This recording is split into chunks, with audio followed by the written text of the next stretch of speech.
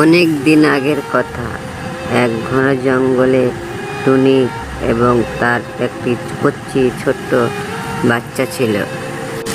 একদিন টুনির অসুখ করল, আর তার বাচ্চা টুনিকে তখন বলল, মা মা আমাকে অনেক খিদে লেগেছে, আমি আর খিদের জ্বালা সহ্য করতে পারছি না মা।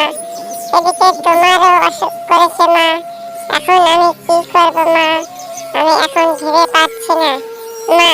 আমি একটা কাজ করছি, আমি আজকে সেই খাবারের সন্ধানে বেরোচ্ছি।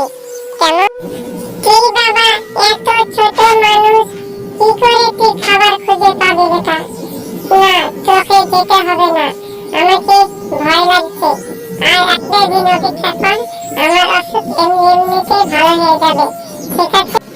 না মা, আমি আর থাকতে পারছি না। এদিকে তোমার অসুখের জ্বালায় তো অনেক খিদে তোমাকেও লেগেছে। আমি আজকে বেরোচ্ছি মা, তুমি আমাকে আর বাধা দিও না। আমি খাবার যেখান থেকে পারি খুঁজে আনবই, অবশ্যই অবশ্যই।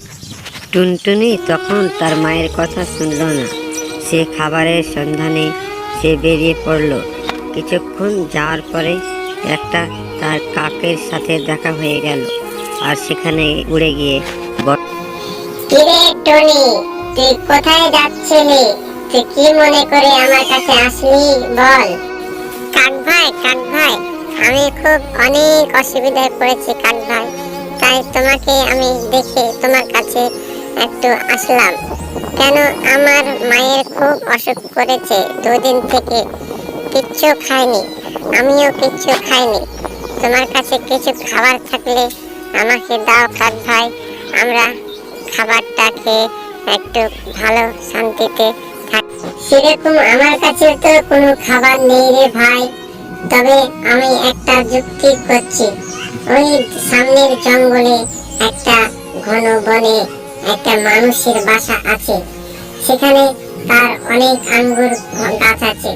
ওই গাছ থেকে আমি তোকে কিছু আঙ্গুর পেড়ে দেবো, তুই নিয়ে গিয়ে তোরা দুজনে খাবি, কেমন? তারপর কাক আর সেই টুনি তারা সেই জঙ্গলের দিকে রওনা দিল। কিছুক্ষণ পরে সেই জঙ্গলে পৌঁছালো সেই আঙ্গুরের বাগানে।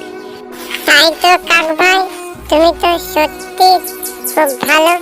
দাও দাও, আমাকে কিছু আঙ্গুর পেড়ে দাও, আমি সেই আঙ্গুরগুলো নিয়ে যাই। তারপর কাক তখন সেই টুনিকে কিছু আঙ্গুর পেড়ে দিল। টুনি তখন সেখান থেকে আঙ্গুরগুলি মুখে করে নিয়ে বাড়ি চলে গেল এবং সেখানে গিয়ে তার মাকে বলল, মা মা দেখো, উঠো উঠো, আমি তোমার জন্য আঙ্গুর এনেছি, দেখো তুমি খেয়ে নাও, খুব মিষ্টি আঙ্গুর, বুঝে। এরপর তখন টুনি তারা দুজন মিলে আঙ্গুর ফলগুলি খেয়ে নিল এবং তাদের পেটে শান্তি হয়ে গেল। এভাবেই তারা সুখে শান্তিতে বসবাস করতে থাকে।